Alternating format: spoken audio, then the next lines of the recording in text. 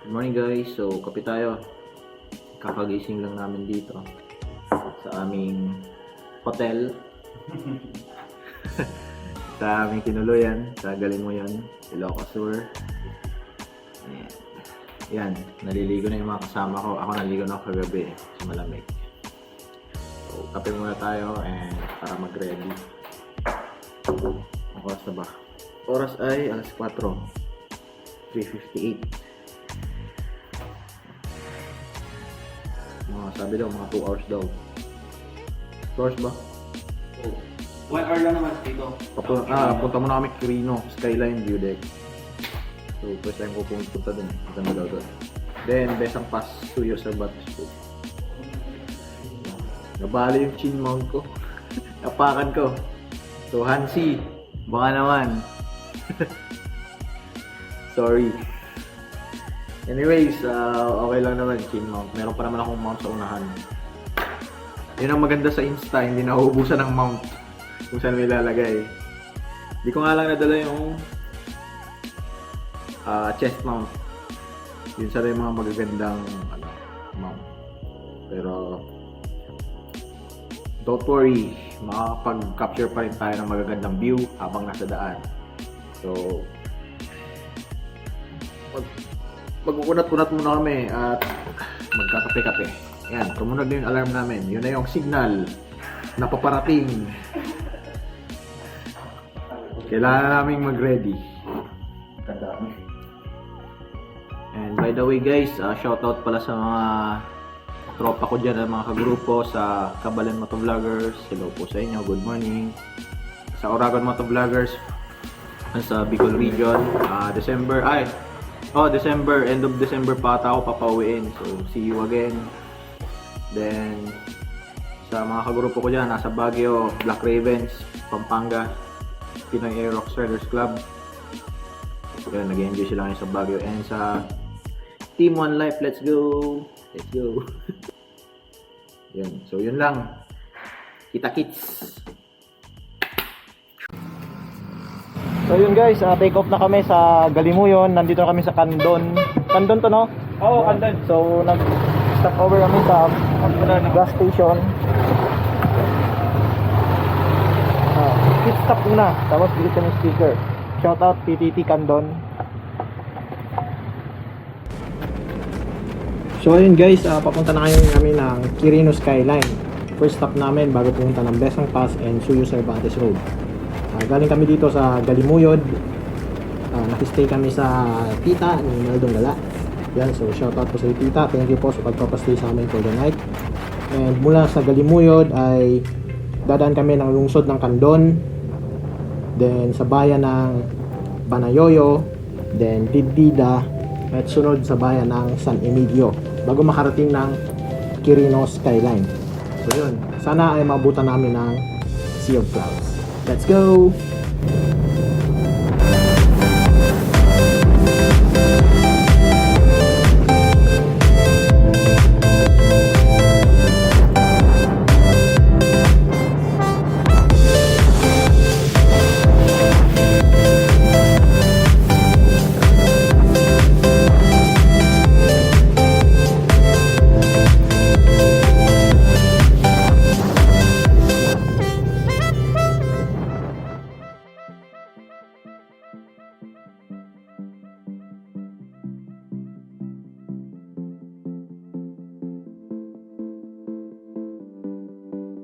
So ayun, nandito na kami ngayon sa Skyline Viewdeck sa bayan ng Quirino, Ilocos Sur. And sadly, wala ang Sea of Clouds ngayon. Sea of Riders lang ang nabutan namin ngayon. And nevertheless, napakaganda pa rin ang view dito. Sulit na sulit pa rin ang pagpunta. So tignan natin kung anong view dito.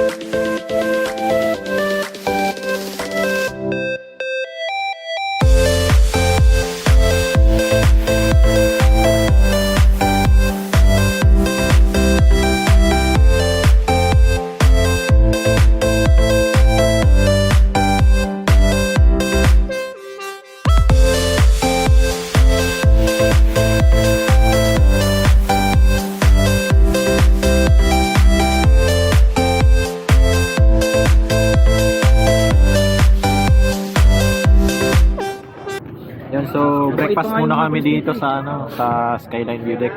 Ano lang kami, siomai saka cup noodles.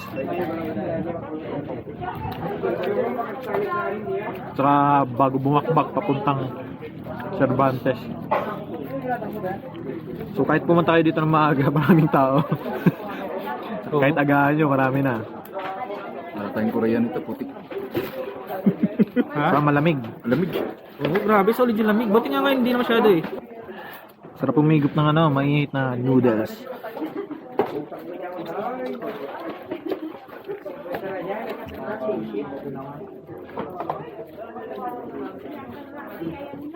Kayo, at yung paparunod na kita pre na yun. Karkaroon na kita matik ta, ang gawan di pre na data na sobrang ang pumulot. Delikado pala papunta dun. Yun, so wala pa ako naintindihan sa sinabi ni Sir, pero sumunod po tayo sa batas. Inantay nga liblibatan, ang usarin diya yung masaya tayo ako, when you observe tayo diya yung social distancing. Social distancing daw tayo mga lods. Basura na yun tayo. Yan yung mga basura, huwag nyo natin itapon. Huwag lang itapon. Huwag itapon sa kung saan-saan. Tulong mo. Yan. Tapos bawal daw po mag-drone. Sabi nila. Yan, so first stop, Skyline Viewdeck. And then next, suyo-cervantes Road, Bessang Pass. Let's go! So ayan, ngayon papunta naman tayo sa Bessang Pass Natural Park and suyo-cervantes Road. At mula dito sa bayan ng Quirino sa Skyline Viewdeck ay babay-bay natin papuntang bayan ng Cervantes at bayan ng Suyo dito sa Ilocos Sur. So along the way ay madadaanan na natin yung Bessang Pass Natural Park at ang suyo-cervantes Road. Isa yun sa mga dinarayo talaga dito pag pupunta sa lugar na to. And sulit na sulit and mapapawaw ka talaga sa view dito. So tara, punta na natin.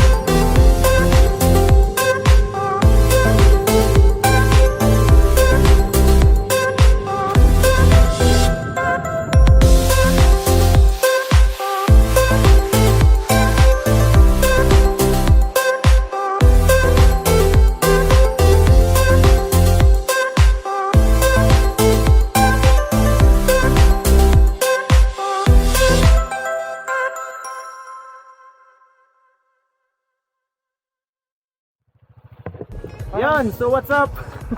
Matapos ang napakahabang bangkingan, malapit na kami sa Bessang Pass National Park. Yan. Nasa ano pa rin kami, stopover lang kami dito along suyo-cervantes Road. So galing na kami ng Cervantes, papunta na ng Suyo, madadaanan namin ang Bessang Pass National Park. Yan, pahinga muna. Medyo Nakakapagod yung bangkingan, and shoutout sa Maxis Big Truck. Thank you. Yan, no? Gamit na gamit yung Maxis. Yan, so tingnan nyo. Ganito kaganda ang view dito. Yan, so Cervantes pa rin to. Part ng Cervantes.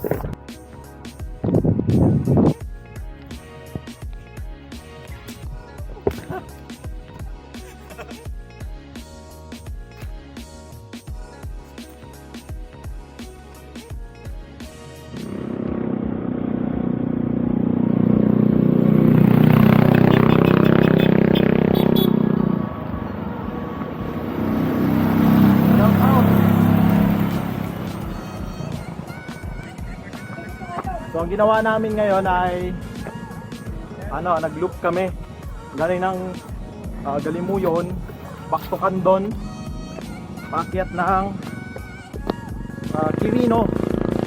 So Quirino, Cervantes, Suyo, bababa ulit kami ng Tagulin. Uwi na ulit kami ng Tarlac and Pampanga. Yan ang kaganda dito.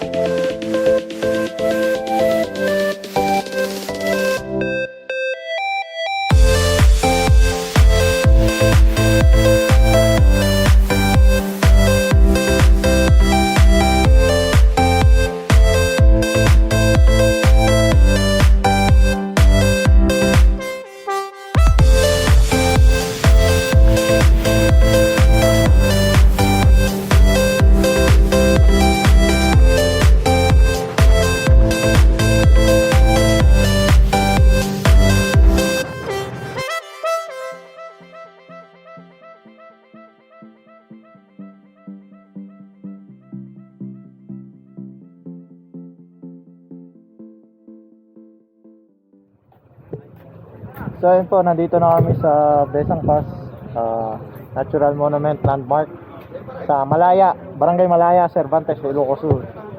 So update, temporary closed siya ngayon. So hindi kayo makakapasok dyan. Dito lang kami. Anyways, ang Bessang Pass ay isang mahalagang landmark and monument sa ating Philippine history. Malaki ang ginampanan nitong part noong World War II.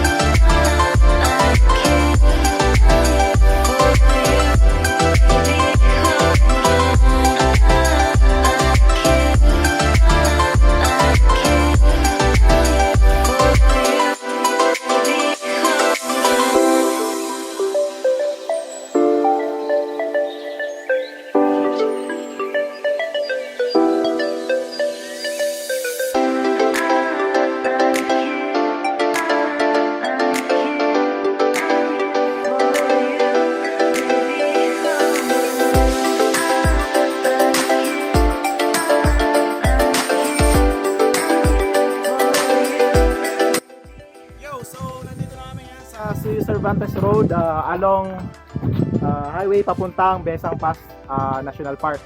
So galing na kami doon, pababa na kami ng Suyo, then Tagudin. So ito yung bumungad sa amin na tanawin. Tignan nyo naman. Shoutout Naldong Gala and J for Speed.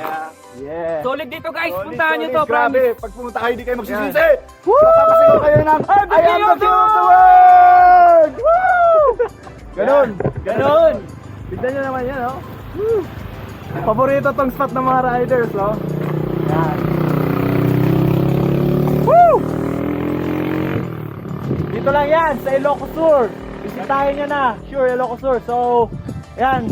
Mula dito, bababa na kami. Bababa na kaming Suyo, Tagudin, then uwi na kami. So guys, salamat sa pagsama sa aming biyahe. Ingat kayo palagi! Yun, ingat kayo palagi and see you again sa mga next na biyahe.